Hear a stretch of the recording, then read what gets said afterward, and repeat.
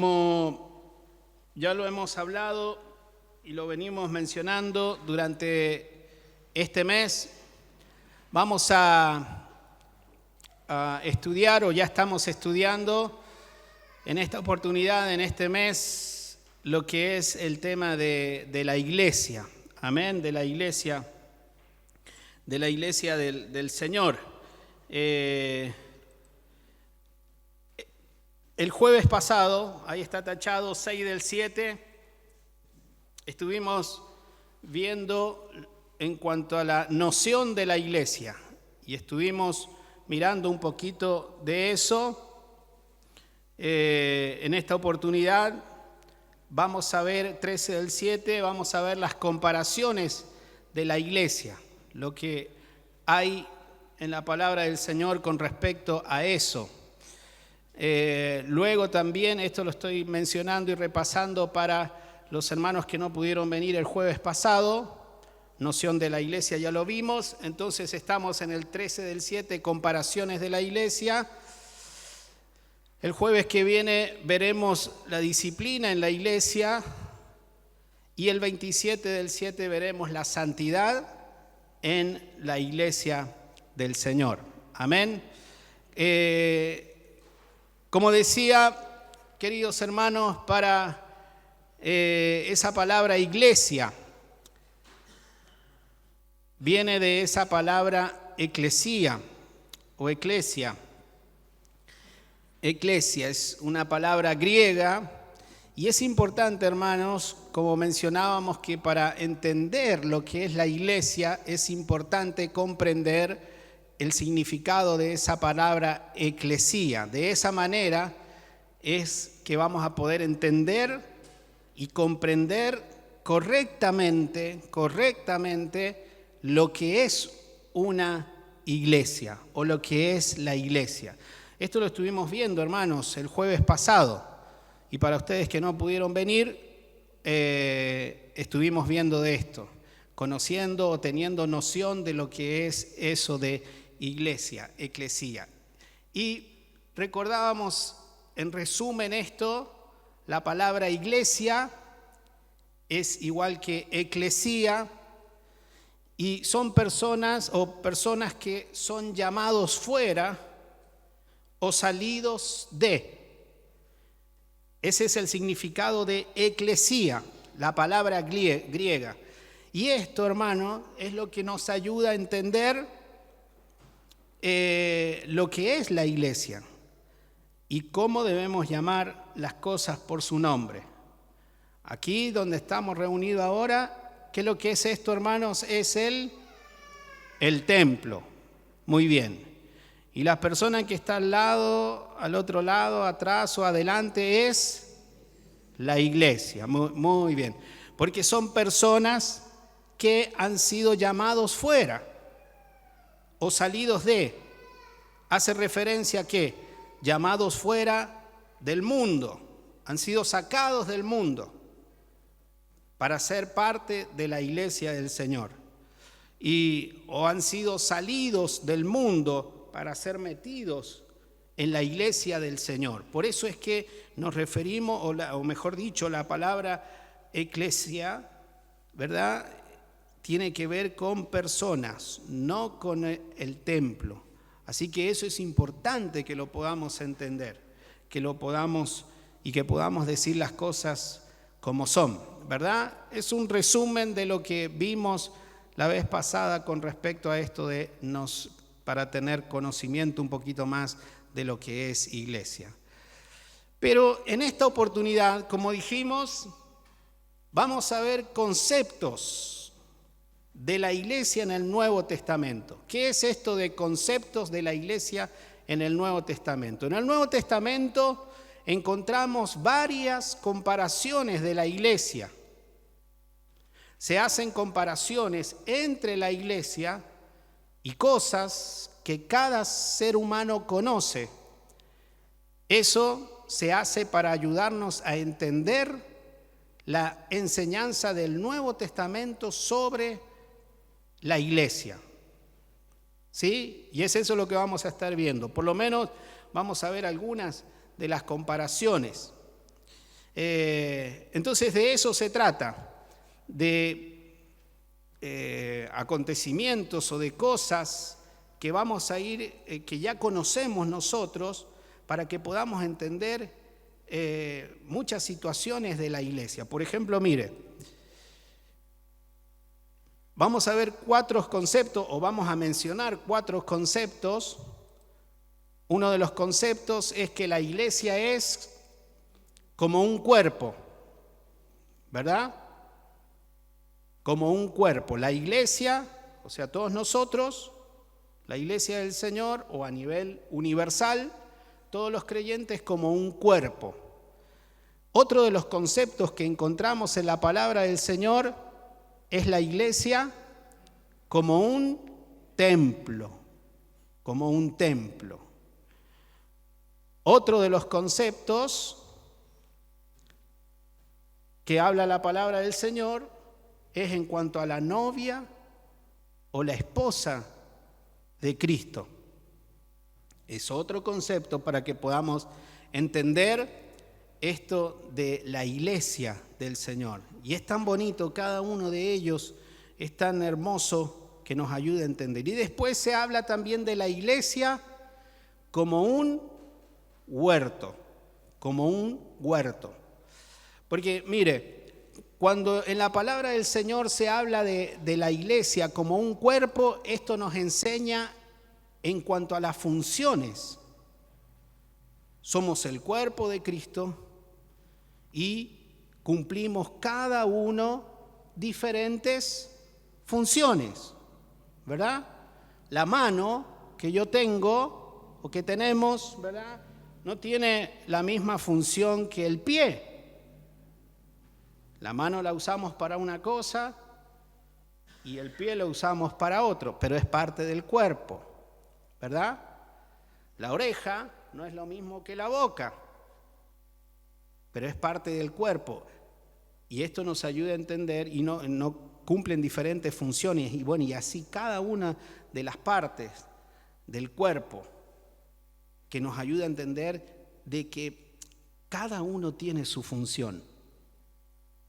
Y nadie es más importante que otro, porque todos tienen su función, hablando en la iglesia del Señor. Esto es hermoso cuando uno lo lee en la palabra del Señor, cómo el Señor nos muestra eso, qué lindo, y nos ayuda a entender, hoy somos un cuerpo. Con el hermano Mario, él cumple una función, yo cumplo otra, ¿verdad? Con el hermano Rosario cumple una función, yo cumplo otra, y así, cada uno tiene su función. Allá veo a Marito en la puerta del templo como portero, él cumple una función, yo cumplo otra, pero todo es importante. Bueno, hay mucho que habla la palabra del Señor con respecto a eso. Después, en la iglesia del Señor como un templo, hablamos de su gloria. En la palabra del Señor también encontramos un diseño maravilloso de parte de Dios en cuanto a lo que es la iglesia como un templo, donde Cristo es la principal piedra, la piedra angular, que es capaz de sostener toda una estructura, y donde hay piedras también preciosas que tienen que ver con la palabra del Señor y la doctrina, y hay piedras que han sido trabajadas, explotadas del mundo, y bien pulidas, bien trabajadas, bien armadas, para que de esa manera se pueda armar el templo. Y una vez que el templo está armado, que es la iglesia del Señor, no me refiero a algo material, sino que una vez que el templo está armado como es la iglesia, es donde la presencia de Dios se manifiesta, donde la gloria de Dios se manifiesta, donde el Espíritu Santo opera de una manera especial. ¿Dónde? En su templo. ¿Cuál templo? La iglesia. La iglesia. Allá es donde se manifiesta la gloria de Dios. Imagínese eso, la presencia de Dios mismo. No que se manifiesta en otro lugar, en una clase política o en una unión vecinal o algo así organizado. No, sino que la iglesia es el templo donde Dios se manifiesta. Por ejemplo, el templo es donde la iglesia se reúne, pero el templo de Dios, que es la iglesia, es donde Dios se manifiesta. Esto lo estoy hablando así rapidito, pero hay textos bíblicos, hay base bíblica que nos ayuda a comprender y que es algo maravilloso, hermanos. Cómo Dios ha elegido a su iglesia, hermanos. Cómo Dios ha elegido a su iglesia para manifestar su gloria, su presencia. Maravilloso nuestro Señor. Después tenemos la iglesia como novia o esposa de Cristo. Hay varios citas bíblicas y varias cosas lindas que va a ocurrir cuando estemos en el cielo ya como para las bodas del Cordero. Y esto manifiesta o muestra la relación de amor que Dios tiene o que el Señor Jesucristo como Hijo de Dios tiene para con su iglesia. Es una historia de amor tan bonita, tan linda. Es esa relación de Cristo con el amor que Él demostró, como decía, tanto que Él dio su vida por la iglesia. ¿Y cómo la iglesia demuestra su amor para con su esposo? Cuidándose, santificándose. Así demuestra su amor también la iglesia para con el esposo.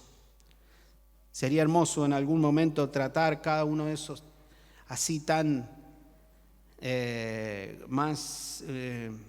con más detalles, porque es hermoso cada una de esos conceptos, esas comparaciones.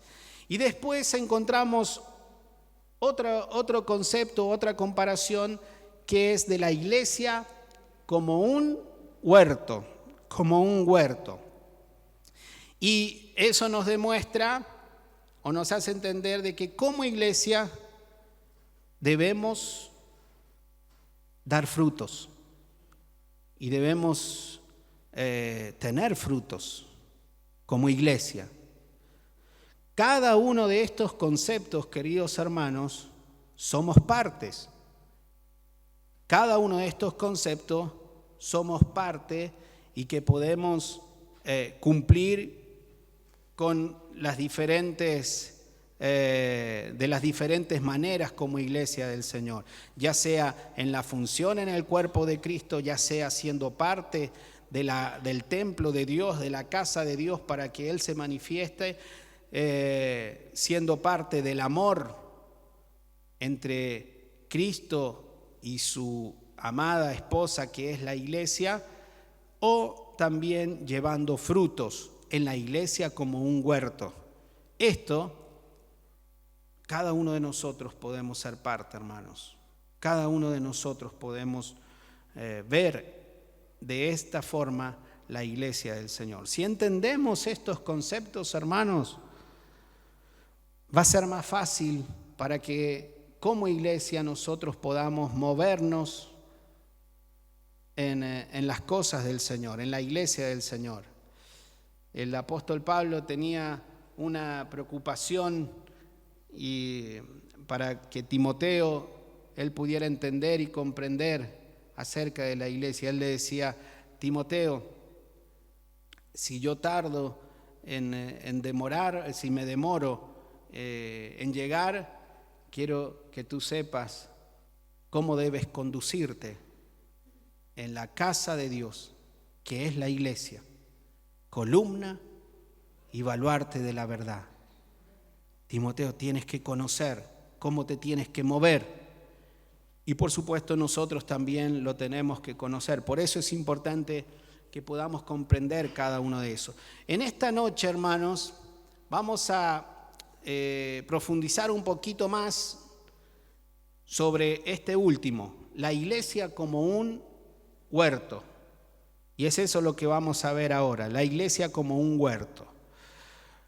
La Biblia y la labranza, si hablamos de huerto o hablamos de labranza, es lo mismo, pero la Biblia habla en el Antiguo Testamento y dice, por ejemplo, en Isaías, en el capítulo 60 y el versículo 21, entonces todo tu pueblo será justo. Aquí habla acerca del pueblo de Israel.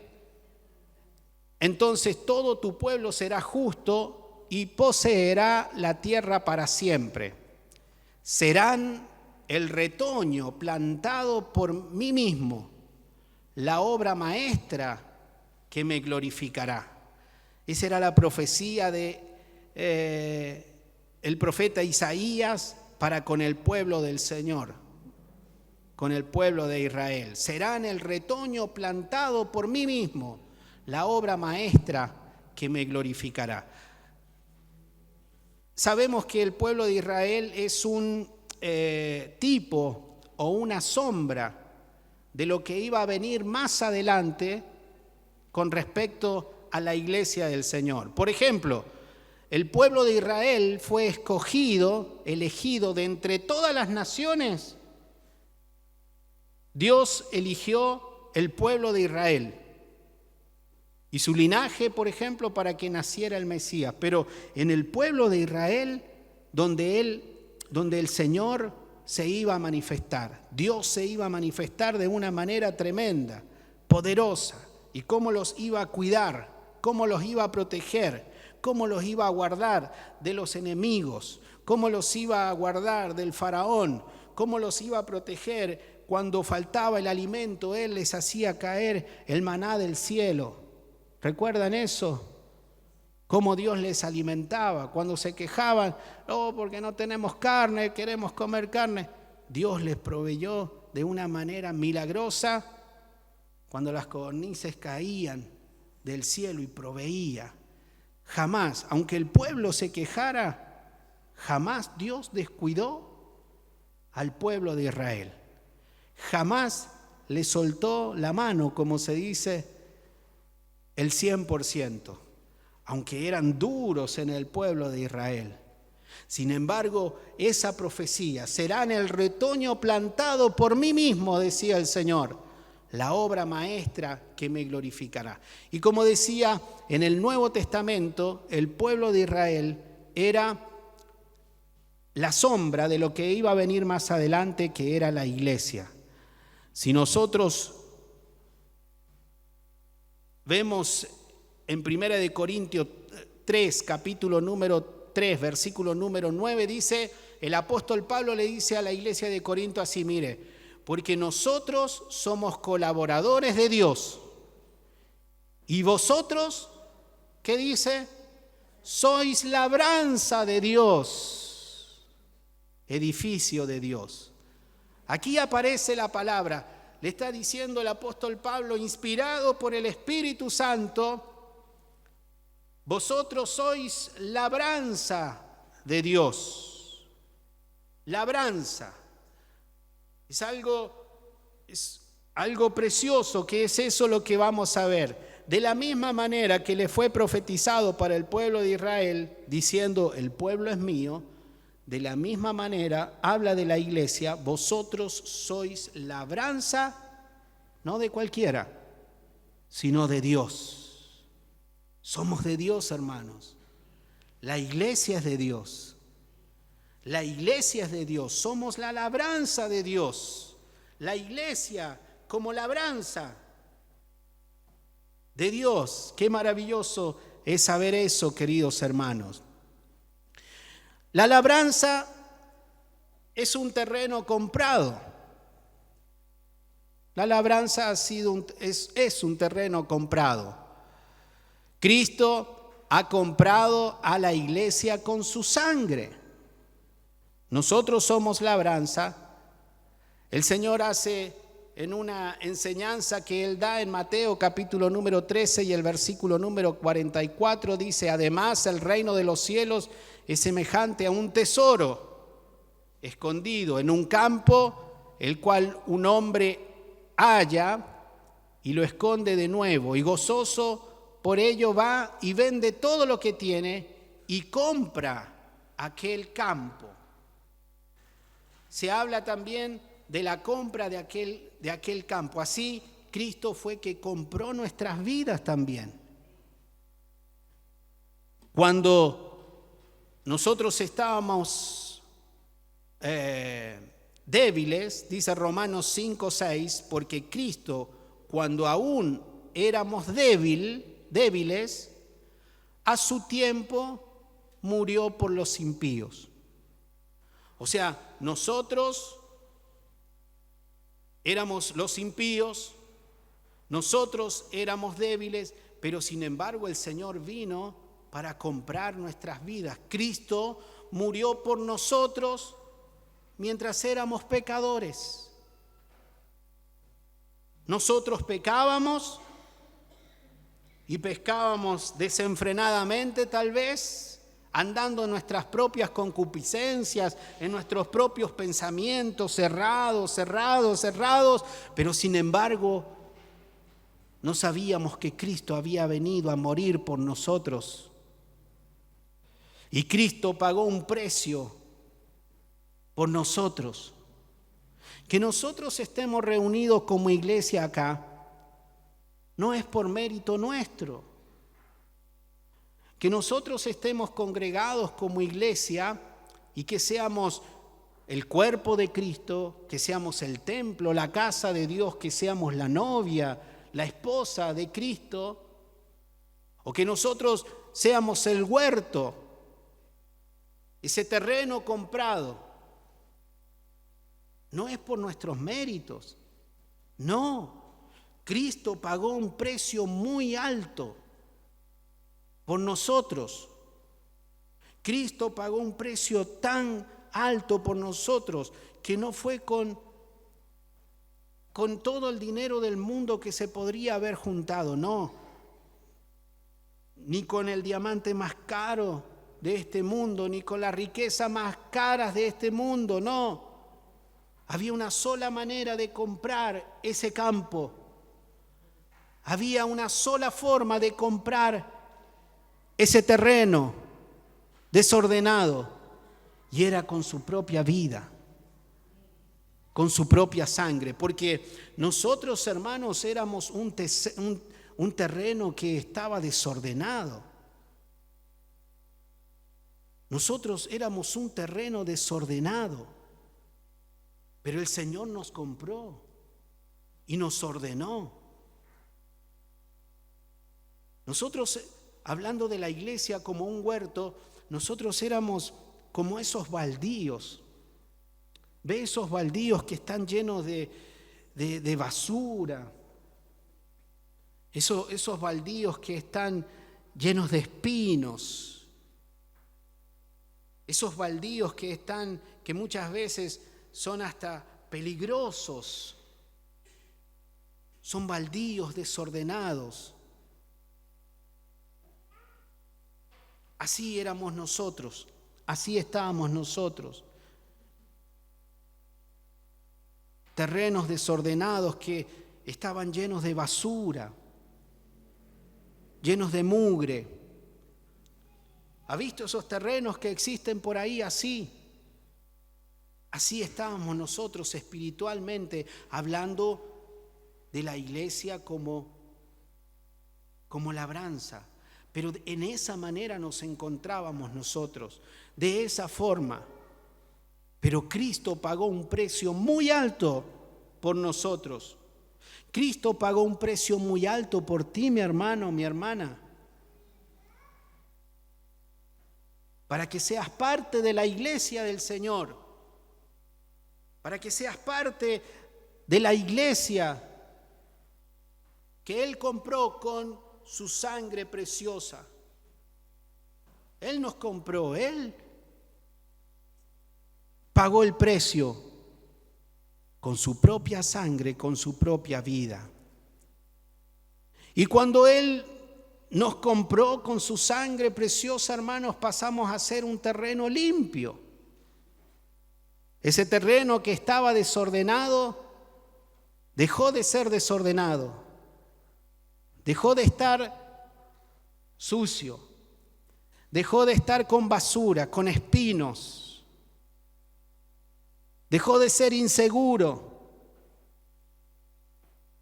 Porque cuando Cristo nos compró, hizo esa obra maravillosa donde pasamos a ser un terreno limpio. Y no solamente limpio, sino también de trabajo. El Señor transforma ese terreno desordenado para hacer un huerto hermoso. Isaías en el capítulo 5 y el versículo 2 dice: la había cercado y despedregado y plantado de vides escogidas.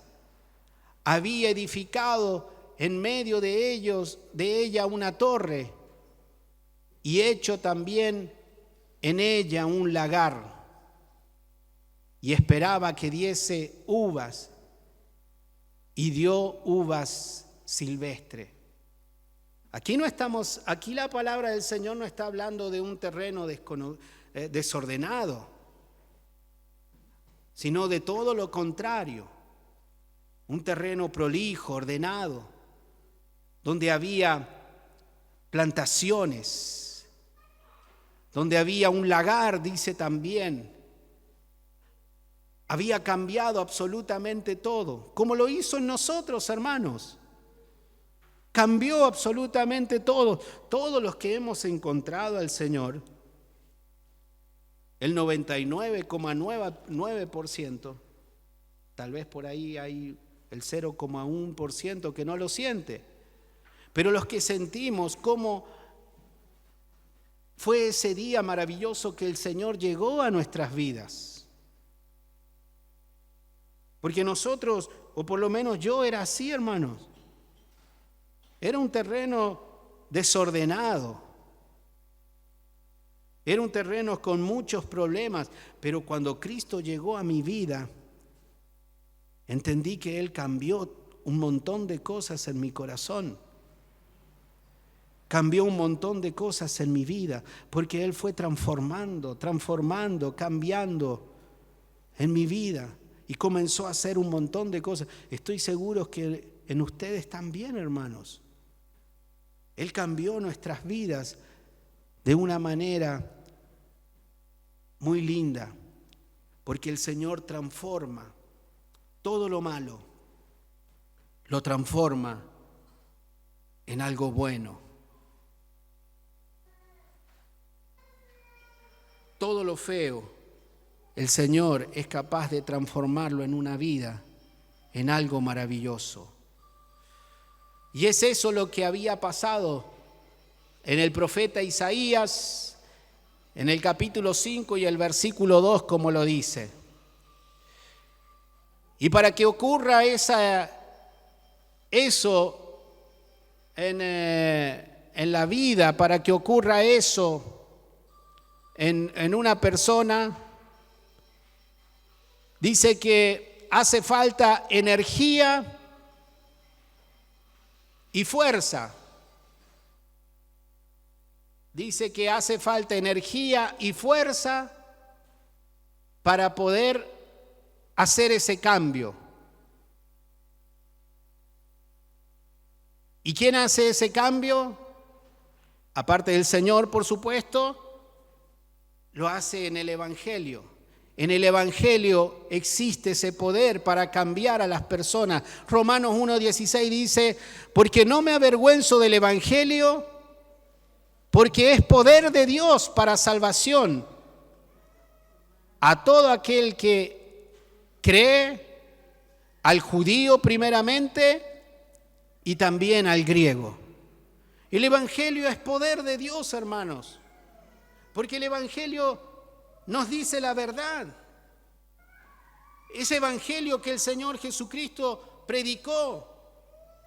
Cuando el evangelio llega a la vida de una persona, cuando el evangelio llega al corazón de una persona, entonces todo cambia.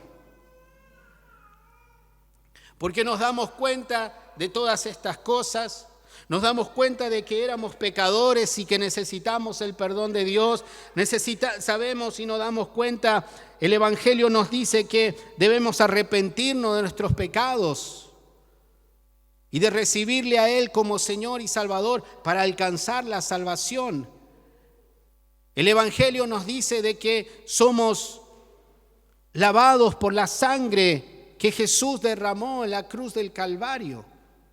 El Evangelio nos dice de que Cristo murió, pero también al tercer día resucitó. El Evangelio nos dice de que debemos renunciar a la vida vieja. El Evangelio nos dice que debemos santificarnos, purificarnos. El Evangelio nos dice de que el Señor viene pronto. Y cuando somos de esta manera y nos movemos de esta manera, entonces el Evangelio comienza a actuar en una manera poderosa en nuestras vidas y en nuestro corazón. ¿Por qué? Porque el Evangelio es poder de Dios para salvación y la gente tiene que conocer el Evangelio que nos habla de todas estas verdades, queridos hermanos. La gente necesita conocer el Evangelio del Señor.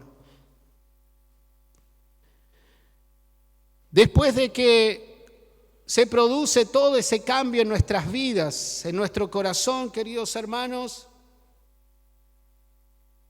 en este huerto o en esta labranza, nos damos cuenta de que existe la persona más importante y es nuestro Señor Jesucristo. Sigue siendo nuestro Señor Jesucristo. La palabra del Señor, si vemos allí en San Juan, en el capítulo número 15, por favor, San Juan, en el capítulo número 15, el versículo número 1, dice la palabra del Señor así: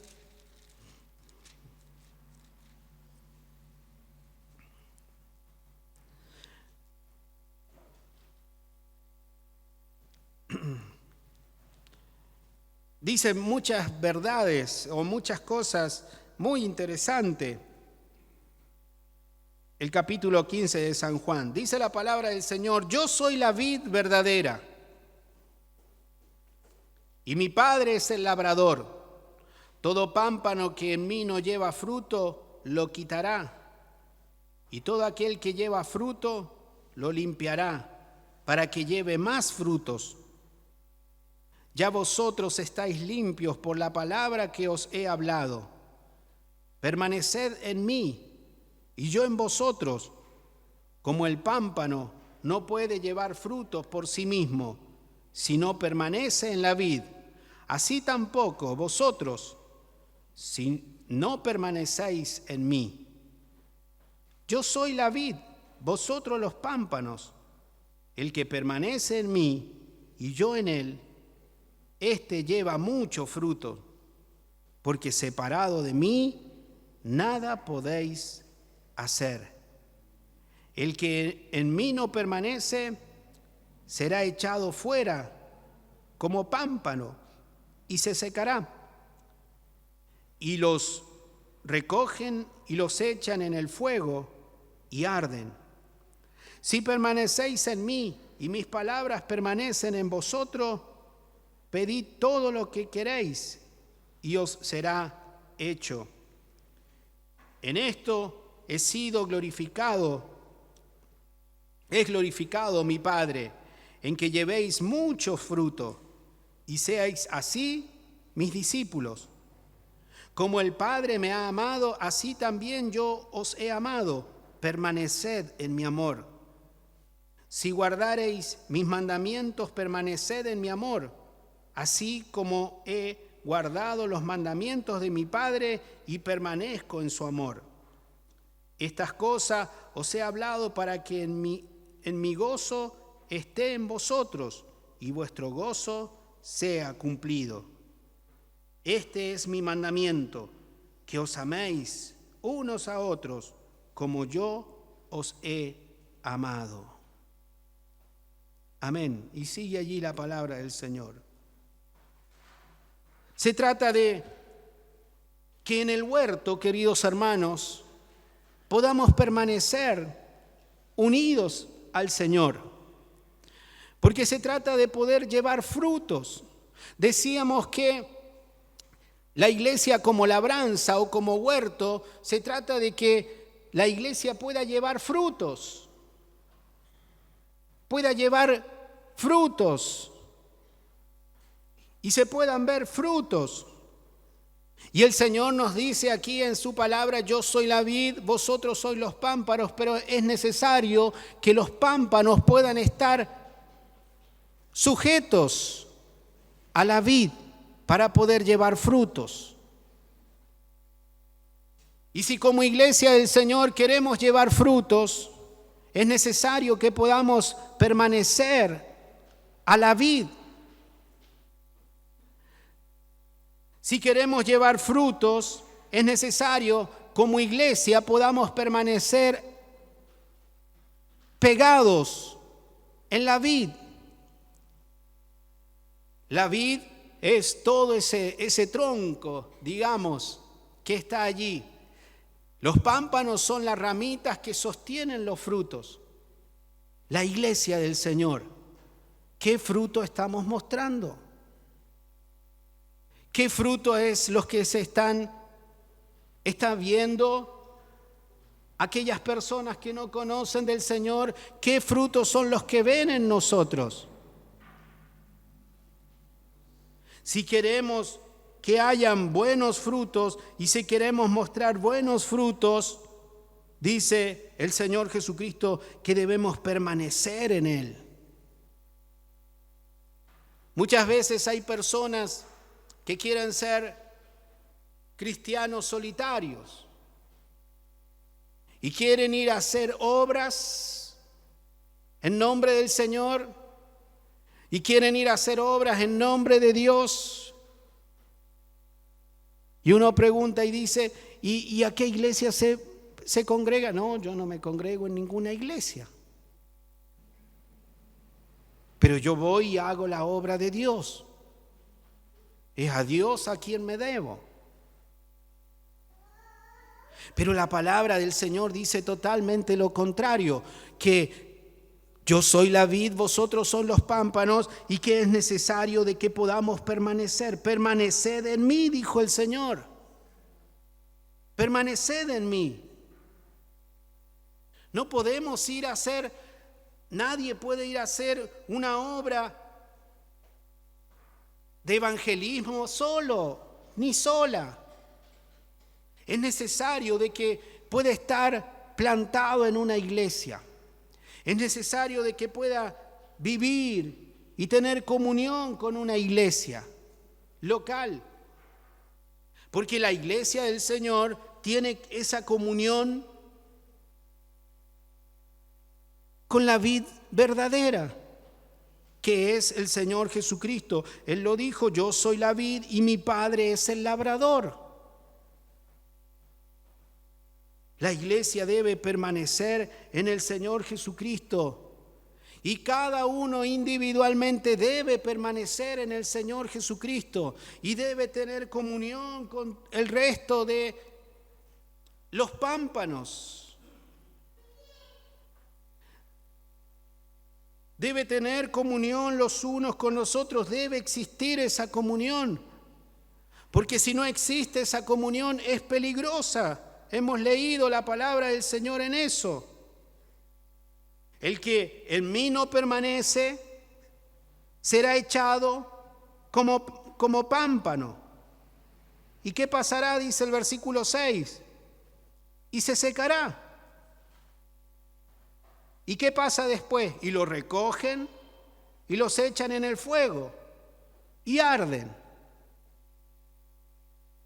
Por eso es necesario poder estar en comunión los unos con los otros como iglesia del Señor. Los pámpanos deben estar sujetos a la vid.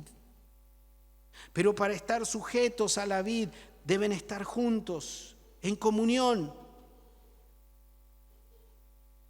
Así es como está esa plantación en este huerto maravilloso que es la iglesia del Señor, en este huerto precioso que es la iglesia del Señor.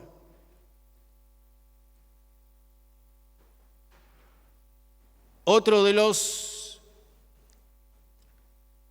las cosas que podemos ver en esta labranza, en este huerto, es que la labranza tiene un límite.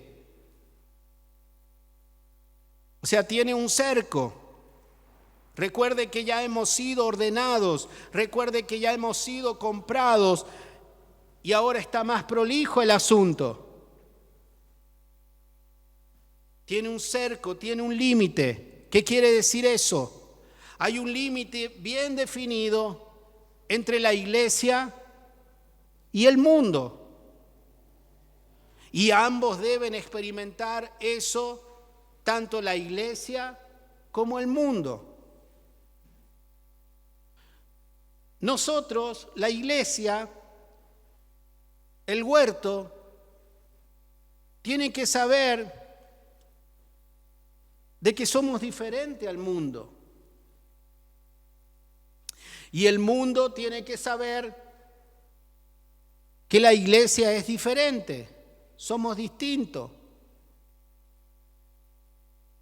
Por eso cuando hablamos de la iglesia como labranza, tenemos que saber que hay diferencias, hay límites bien definidos, bien marcados. En la iglesia primitiva ocurría eso. Cuando hubo milagros, maravillas que ocurrieron por las manos de los apóstoles, dice que la gente en aquel momento en Hechos, en el capítulo 5 y el versículo 13, dice que de los demás ninguno se atrevía a juntarse con ellos, o sea, con la iglesia, mas el pueblo los alababa grandemente.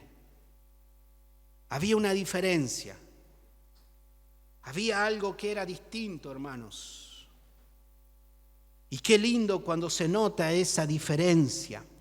Qué lindo que es cuando está ese límite bien definido, hermanos. Que no ocurre lo mismo, que no sucede lo mismo, que lo que ocurre en el mundo ocurre dentro del templo, en la iglesia del Señor. Que no se traen las prácticas del mundo a la iglesia, entre los hermanos, que no se practica las cosas del mundo en la iglesia, con los hermanos. No, ¿por qué no? Y porque ya hemos sido un terreno comprado, ya hemos sido un terreno ordenado, ya dejamos de ser un baldío, ya dejamos de tener toda esa suciedad y ahora nos debemos aquel que pagó por ese terreno, por esa labranza, para transformarnos en huerto. Ahora es distinto. Nos debemos a Él, nos debemos al dueño del terreno, nos debemos al dueño de la labranza, que es nuestro Señor Jesucristo, hermanos. Entonces, la gente del mundo tiene que saber de esa diferencia. Tiene que conocer esa diferencia, que ahora somos pámpanos, que estamos aferrados a la vid y que ahora damos otro tipo de frutos y que ahora nos movemos de otra manera. Ya no hablamos como antes. Ya de nuestra boca no salen palabras sucias, no sale maldición. Ya de nuestras bocas no salen groserías. No, porque eso era en el mundo. Pero ahora no, pertenezco a la labranza de Dios, al terreno que Él ha comprado con su sangre preciosa. Y ahora me ha hecho parte de su iglesia como labranza para que yo pueda dar frutos, pero frutos buenos. Pero frutos lindos, frutos donde hay un lindo aroma espiritual, donde hay un lindo lagar espiritual, donde hay una construcción linda de una torre, espiritualmente hablando, todo ha cambiado, es diferente, es distinto. Está bien definida, bien marcado el límite. ¿Cuál es el terreno del Señor? ¿Cuál es el terreno que le pertenece al Señor? Está bien definido. Hay que cuidar la labranza, si no la iglesia pierde la fuerza y no da fruto. Y esto es responsabilidad de cada miembro, de cada uno de los integrantes de la iglesia del Señor. Yo tengo que poner y hacer todo mi esfuerzo en cuidar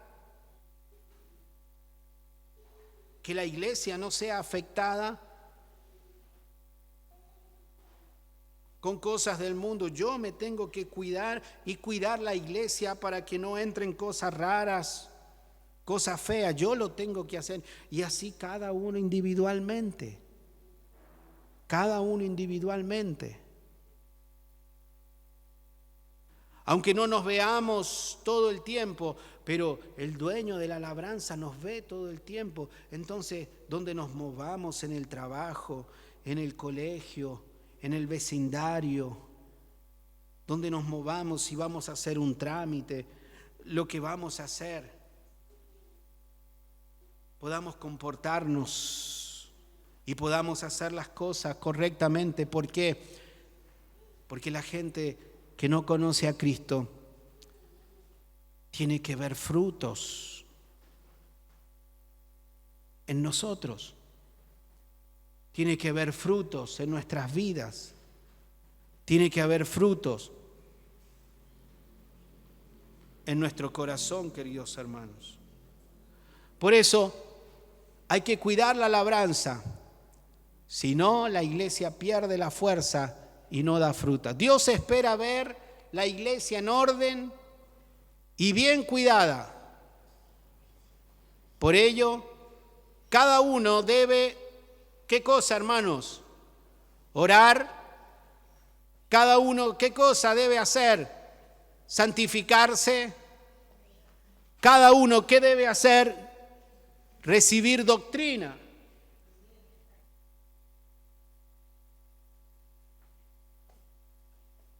Mire qué lindo fruto que hay por esto. Va a ser predicador él cuando sea grande. Entonces, es eso, queridos hermanos, lo que Dios espera ver en la iglesia. Ese orden, bien cuidada.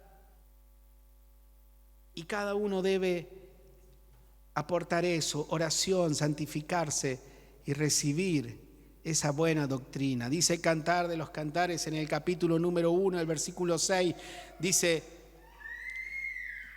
no reparéis en que soy morena, porque el sol me miró, los hijos de mi madre se airaron contra mí. Esta parte es la que más nos interesa. Me pusieron a guardar la viña, las viñas. Me pusieron a guardar las viñas. Y mi viña, que era mía, no la guardé. Y es lo que pasa muchas veces, hermanos.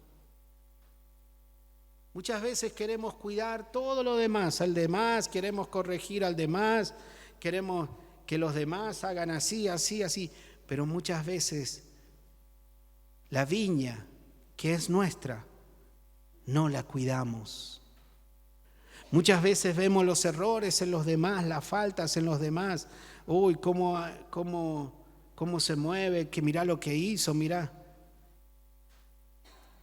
Mirando la viña de los demás. Pero ¿y la viña nuestra? ¿Cómo la cuidamos? ¿La estamos cuidando con oración? ¿Nos estamos santificando? ¿Nos estamos cuidando con la palabra de Dios? ¿Nos estamos alimentando? ¿Cómo está nuestra viña, queridos hermanos? ¿Cómo está en nuestra parte el cuidado que nosotros tenemos que hacer en la viña del Señor? Después de que Él nos ha comprado con su sangre preciosa, ¿cómo cuidamos nosotros la viña? ¿Cómo cuidamos nuestra vida espiritual? ¿Cómo cuidamos a nuestra familia? ¿Cómo cuidamos a nuestra esposa, a nuestro esposo? ¿Cómo cuidamos a nuestros hijos? ¿Cómo cuidamos? Pero tal vez se anda mirando todos los demás, los errores de los demás, la falta de los demás. Pero ¿cómo hacemos lo nuestro? Eso es lo que dice Salomón en Cantar de los Cantares en el capítulo 1. Me pusieron a guardar las viñas. Se ve que guardó las viñas. Muy bien, las cuidó, las protegió. Pero dice después en la reflexión, y mi viña, que era mía, no la guardé.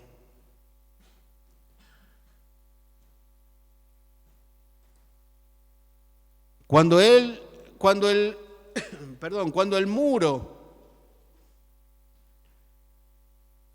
no está cuidado, ese huerto, esa labranza, y cuando el muro de esa labranza no está bien protegido, entra lo que no debe entrar.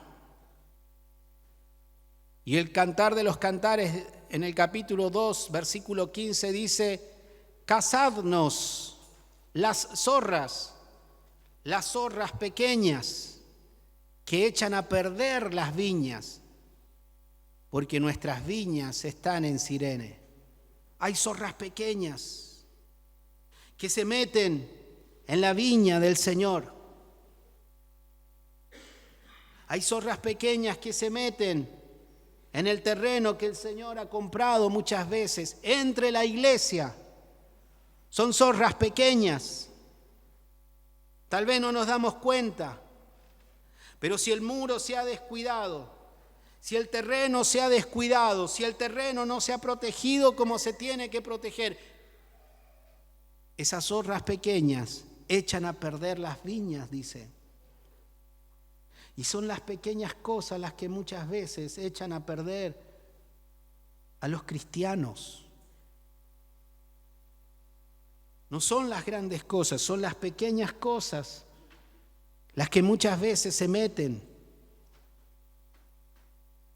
Y esas zorras pequeñas pueden ser pequeñas calumnias. Pueden ser habladurías detrás de los hermanos, de las espaldas. Pueden ser habladurías que van en contra de los proyectos de la iglesia. Toda una iglesia va para allá, pero no. Hay zorras pequeñas que hablan, que desalientan. Hay que cuidar el muro, hermanos. Hay que cuidarnos de las zorras pequeñas. En este huerto, el trigo y la cizaña crecen juntos. Debemos saber cuando hay frutos de trigo, pero también debemos saber cuando hay frutos de cizaña. El Señor dijo eso, que el trigo y la cizaña crecen juntos. Y en este huerto que es la iglesia del Señor también. Y en este huerto del Señor, en esta labranza del Señor, hay zorras pequeñas que hay que tener cuidado. Porque muchas veces, cuando abrimos nuestros oídos a esos comentarios, a esas cosas que no son de bendición, es cuando el corazón se carga. Y hasta muchas veces ese corazón comienza a tener raíces, que la palabra del Señor les llama raíces de amargura. ¿Cuántos no se han quedado en el camino del Señor por no arrancar a tiempo esas raíces en el corazón? ¿Cuántos no se han quedado en el camino por no cuidar la labranza? ¿Cuántos no se han quedado en el camino por dejar que las zorras pequeñas se metan en su vida, en su corazón? ¿Cuántos? Tal vez con cosas que se podrían haber solucionado fácilmente, bíblicamente, como la palabra del Señor nos enseña, dejaron crecer en su corazón cosas que la Biblia le llama raíces de amargura. Pero hay que cuidar la labranza, queridos hermanos, para que la iglesia no pierda fuerza y para que la iglesia dé frutos y frutos y más frutos. Eso es lo que nos enseña la palabra del Señor, que debemos cuidar, que debemos guardar, cuidarnos y protegernos para las cosas del Señor, queridos hermanos. En la iglesia del Señor debemos cuidarnos y debemos protegernos los unos a los otros, queridos hermanos. Y es en la iglesia, cuando sea una iglesia sana, cuando sea una iglesia cuidada, cuando sea una iglesia protegida, los unos por los otros, espantando y ahuyentando los peligros, vamos a poder seguir creciendo como iglesia, vamos a poder seguir avanzando como iglesia del Señor. Vamos a poder seguir desarrollándonos como iglesia en el Señor. Todos juntos, como iglesia en el Señor. Vamos para adelante. Pero individualmente también. Vamos a crecer. Y vamos a ver el fruto del Espíritu Santo que cada vez obra más y más en nuestras vidas. Recuerda, Gálatas. El fruto del Espíritu Santo que un cristiano puede tener en su corazón, irradiar, siempre y cuando, hermanos, cuide la labranza, cuide el terreno de las zorras pequeñas que echan a perder la viña. Que el Señor nos ayude, hermanos, que el Señor nos ayude a poder seguir amando la iglesia, cuidando la iglesia, en el nombre del Señor. El Señor está en nuestro medio. Amén. Oramos al Señor. Aleluya. Gloria al Señor. Padre eterno, en el precioso nombre de Jesús te damos gracias. Muchas gracias en esta noche, Señor, que podemos estar delante de tu presencia, Señor. Muchas gracias, Señor, oh Dios, porque podemos ser la iglesia tuya, Señor amado, labranza de Dios. Oh Señor, que nos has puesto para llevar frutos espirituales, Señor amado, en el nombre de Jesús. Tú que conoces cada corazón, que conoces cada vida, Señor. Tú que sabes, Señor, oh Dios, en la necesidad de cada corazón. Tú que conoces la raíz en cada corazón. Tú que conoces, Señor, oh Dios, los pámpanos. Señor, bendiga a tu amada iglesia en esta noche. Bendiga a tu amada iglesia, Señor. Renueva los corazones, las vidas. Da fuerzas nuevas, Señor amado. Da fuerzas nuevas para la gloria y la honra de tu nombre. Oh, Señor, bendiga, Señor, en esta noche tu iglesia. Bendiga en esta noche a la amada iglesia, Señor. En el precioso nombre de Jesús. Gracias, muchas gracias por tu fidelidad. Muchas gracias por tu poder. En el nombre de Jesús. En el nombre de Jesús, Señor amado. Gracias. En el nombre de Jesús. Amén. Amén.